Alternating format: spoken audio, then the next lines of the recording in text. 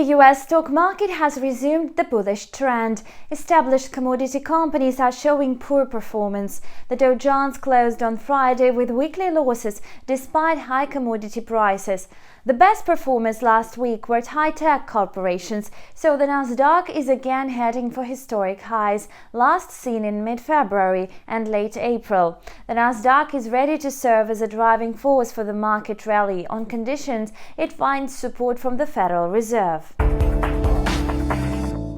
Amid the overall rally of the US stocks, the Dow Jones was trading lower for the whole last week. It fell to 34,350 from 34,650, and this is not the only economic sector to log a minor weekly decline. Meanwhile, market participants have some doubts about shares of industrial giants because of rising oil prices. Therefore, shares of high-tech companies are taking the lead in the stock market.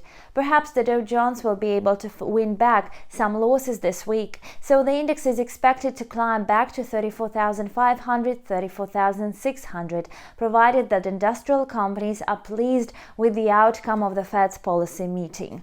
A steady recovery of the global economy in the wake of the pandemic pushed the S&P 500 to all-time highs. The bullish long-term outlook rests on the positive impact from ultra-loose monetary policies pursued by major central banks, so the coronavirus issue is taking a backseat. Such factors are bullish for the S&P 500. Indeed, a global economic revival, the victory over the coronavirus, and the Fed's accommodative monetary policy could propel the S&P 500 to 4,300 points next week. Meanwhile, we are watching a small downward correction to 4,255 points in anticipation of macroeconomic data from the US.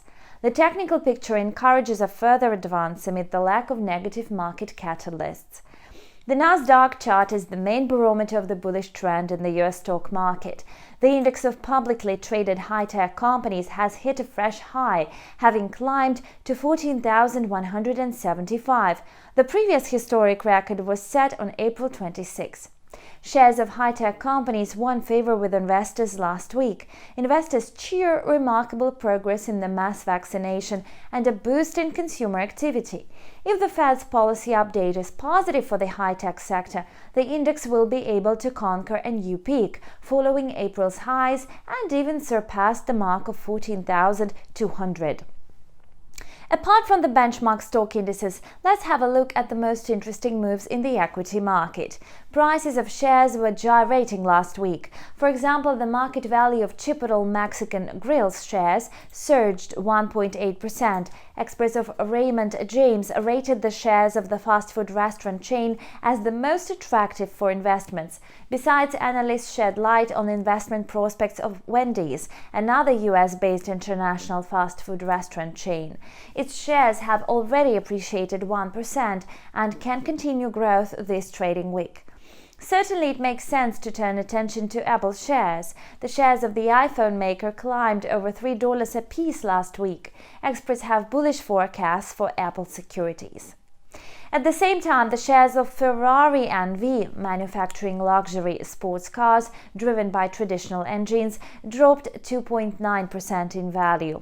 Goldman Sachs analysts downgraded investment recommendations amid concerns that electrically driven cars will spark off tough competition. The weekly review of the US stock market is over. The odds are that the market is ready to rise by another 5 to 7% on condition of solid support from the Federal Reserve. However, in case the regulator revises its stance towards hawkish, the stock market will tumble in response. So let's wait and see what will happen in practice. That's all for now. Thank you for watching and stay tuned.